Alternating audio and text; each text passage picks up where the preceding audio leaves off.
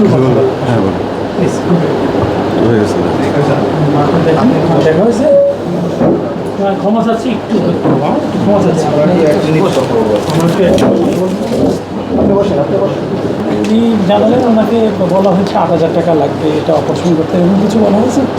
হ্যাঁ, বাইরে করলে 8,000 টাকা লাগবে। ও আচ্ছা, বাইরে করলে আচ্ছা আচ্ছা আচ্ছা। আপনাকে কি বলছেন?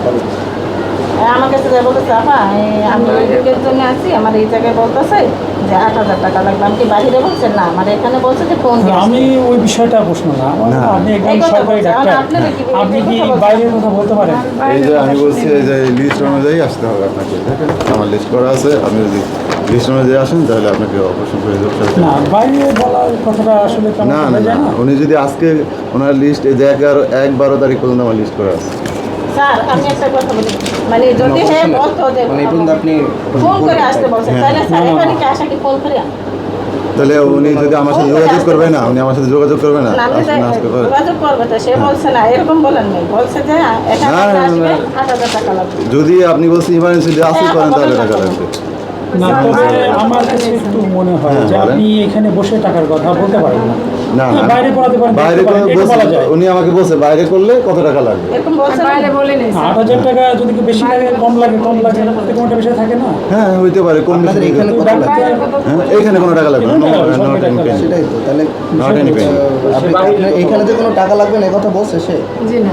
না, আমি যে দেখেন আমার লিস্ট করা আছে, আমি বলছি যে ইমার্জেন্সি যদি করেন তাহলে আপনার টাকা লাগবে না। এই কথা বলেন না আপনি যে আমি বাইরে, আমি বলিও না ঠিক যে আছে, বাইরে আমরা করবেন না, এখানে বক্তব্য করেন না, নিলাম, এটা বলেন। লিখে নিয়ে চলে আসেন। আপনি দেখেন এই যে আমার বক্তব্য লিস্ট নিয়ে করা আসেন, আছে, ঠিক আমার আছে? কবে অসুবিধা নেই। কোনটা অপারেশন হবে। আমাদের যে রুটিন কাজ, হ্যাঁ, অবশ্যই আপনার আপনি বক্তব্য নিয়ে অবশ্যই চলে করবেন। যাচ্ছে। ঠিক আছে, অসুবিধা নেই।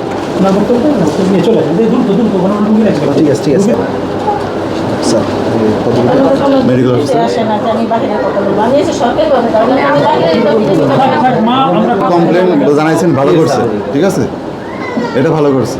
স্যার মোবাইল আপনার কমপ্লেন আমি জানাই দিই পারে 01717। দেখেন 3 তলা বাড়ি আছে, 3 তলা বাড়ি, একটাই বাড়ি। জি, কয় ইউনিটের বাড়ি?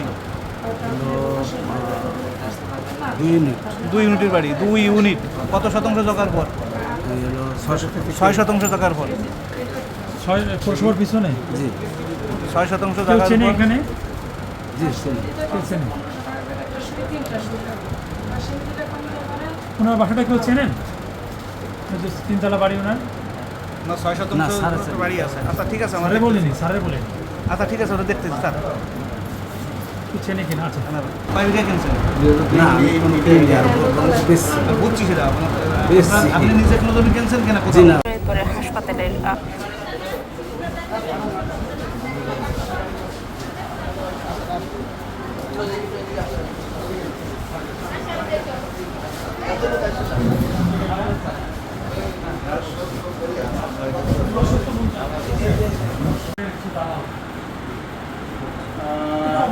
এটা আসি, আমরা মাঝে মাঝে পুলিশ দিয়ে ওয়েট দেওয়া হয়, আমি তাদেরকে আমরা নাম সহ তাদেরকে তালিকাও দিই। আমাদের মধ্যে আছে সুন্দর একটা স্যার। আমরা হচ্ছে এটা বাইরের দৃশ্য। সরি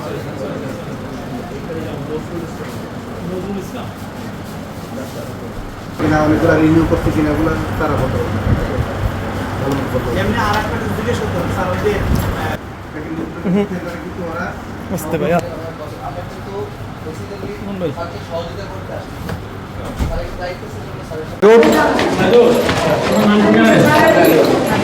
ডাক্তারের নাম ঠিকানা নিয়ে নেন পুরো, বুঝছেন? ডাক্তার কেন বলবো এটা? স্যার ওনার নাম ঠিকানা নিয়ে নেন। এটাই করে ডক্টর, এদিকে এক্সকিউজ মি, একটু সাইড দেন।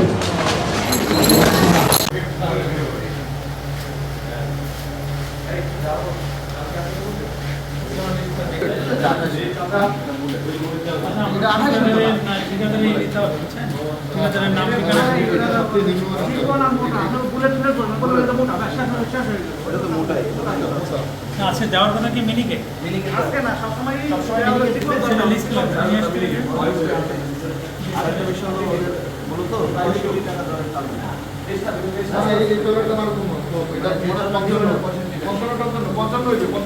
আমরা একটু সরাসরি 220 গ্রাম 220 গ্রাম কিন্তু মেনুতে কত মিলে এখানে 10-20 গ্রাম কম বেশি যাবে তো ভাই না না ঠিক আছে স্যার ঠিক আছে স্বীকার করছি স্যার স্যার আমি একটু ঠিকাদারের সাথে কথা বলছি, উনি বলছে এটা 62 টাকা দামের চাল। তারপরে বাস্তবিক করতে এই চালের দাম আরো কম। ঠিক আছে, নাম্বার 1। নাম্বার 2 হলো আমি তো সাইডে কথা বলছি। টেন্ডার আছে 74 টাকা চাল। বছর ওনার স্বীকারোক্তি অনুযায়ীও এটা থেকে 13 টাকা কম। স্যার উনি স্বীকার করছে উনি বলছে চেঞ্জ করে দিবে স্যার আমি আছি স্যার এই যে টিকিটের বিষয়টা সমাধান হয়নি, এর আগে আমরা আপনাকে অবগত করছিলাম যে আচ্ছা স্বাস্থ্যসেবা নিশ্চিতকল্পে এবং যে কোনো স্বাস্থ্যসেবার যে কোনো অনিয়ম এবং দুর্নীতি বন্ধে একই সাথে শতভাগ স্বাস্থ্যসেবা মানুষের দোরগোড়ায় পৌঁছে দিতে দুর্নীতি দমন কমিশন বদ্ধপরিকর। তারই হিসাবে মাননীয় কমিশনের নির্দেশে শরীয়তপুর সদর হাসপাতালের বিভিন্ন অনিয়ম দুর্নীতি এবং দালালদের দৌরত্ব একই সাথে নিয়ম বহির্ভূতভাবে অর্থ আদায় এই সংশ্লিষ্ট অভিযোগে আমরা আজকে অভিযান পরিচালনা করেছি 5 সদস্যের এই টিম। অভিযান পরিচালনা করে সত্যতা পেয়েছি। এখানে একজন সার্জন তিনি একজন রোগীকে একটি অপারেশনের বিষয় 8,000 টাকা চেয়েছেন, যেটা কোনোভাবেই কাম্য নয় এবং তত্ত্বাবধায়ক মহোদয়ও এটা বিস্ময় প্রকাশ করেছেন। একই সাথে আরেকজন রোগী 1300 টাকার বিনিময়ে উনি সেবা পেয়েছেন, যেটা আমরা তার লিখিতভাবে বক্তব্য গ্রহণ করেছি, সেটাও আমাদের হাসপাতালের সংশ্লিষ্ট তত্ত্বাবধায়ক মহোদয় বিস্ময় প্রকাশ করেছেন। এবং আমরাও মনে করি এটা শুধু অনৈতিক না, এটা কোনোভাবেই শরীয়তপুরবাসী এবং দুর্নীতি দমন কমিশন কোনোভাবে গ্রহণযোগ্য নয় মর্মে বিশ্বাস করে।